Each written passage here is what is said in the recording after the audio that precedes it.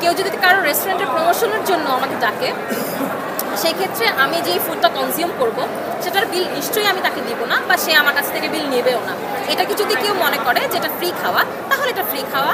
আর যদি কেউ মনে করে যে সেটা ব্র্যান্ড প্রমোশনের জন্য আমি এই ফুডটাকে উইদাউট কস্ট কনজিউম করেছি, তাহলে সেটাই যে যেভাবে নেয়।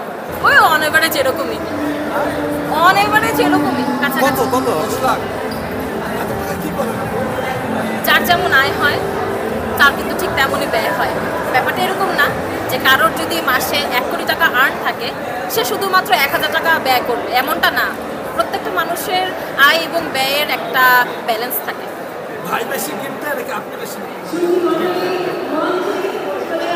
আমি বেশি ভাইয়াকে গিফট দিই। হ্যাঁ, ও গিফট দেয় না, ওর কাছ থেকে গিফট চেয়ে চেয়ে চেয়ে চেয়ে নিতে হয়।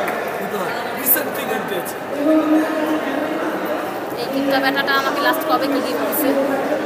না, আমাকে মনে হয় লাস্ট কোনো কিছু গিফট দেয় নাই। না, হ্যাঁ, ও না না, আমাকে সে গত 5 বছর ধরে খালি একটা কথা বলে আসতেছে। সে বারবার বলতেছে যে না না না না, এখানে একটা বিষয় আছে।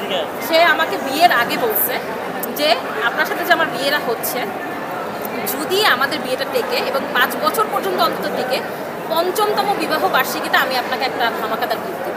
আমি ভাবছি যে কথাটা সে বলার জন্য জাস্ট বলছে, বাট বিয়ের পর থেকে আমাকে সে এই কথাটা রেগুলার বলে যে এই যে তোমার সাথে যে আমার বিয়ে হলো, দেখো ইনশাল্লাহ 5th অ্যানিভার্সারিতে তোমাকে অনেক ভালো একটা গিফট দেবো। আর আমি জানি না কবে কী দিবে জানি না। আমাদের 5th অ্যানিভার্সারি হচ্ছে 7 জুন এই বছর, 5 বছর শেষ হবে। দেখি কি দেওয়া যায়, আমি কি পাই সেটা দেখা যায়।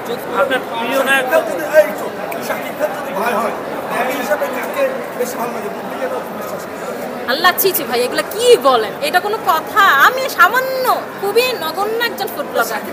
আমি বাংলাদেশের জন্য খুব সামান্য একজন মানুষ, আর তারা হচ্ছে মেগা স্টার, সুপারস্টার। আমার কোনো অকাদি নাই ওনাদের ব্যাপারে কোনো কথা। অন স্ক্রিনে তো দুজনেরই ভালো লাগে, দুজনেরই ফাটাফাটি লাগে।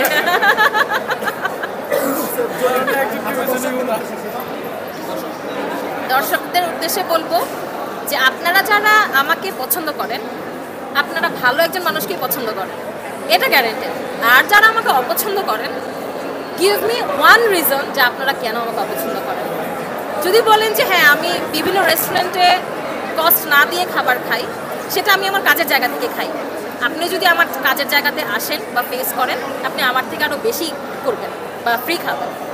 সো মানুষকে ভালোবাসতে আসলে কোনো কারণ লাগে না, ঘৃণা করতে কোনো কারণ লাগে না, বরং ভালোবাসার জন্যই কারণ লাগে। সো মানুষকে ভালোবাসতে শিখেন, বিনিময়ে ভালোবাসাই পাবেন। আর যদি ঘৃণা করেন তাহলে বিনিময়ে ঘৃণাই পাবেন। সংবাদ, ফিচার ও অনুষ্ঠানের জন্য ভিজিট করুন সংবাদ প্রকাশের ওয়েবসাইট এবং যুক্ত থাকুন ফেসবুক পেজ ও ইউটিউব চ্যানেলের সঙ্গে।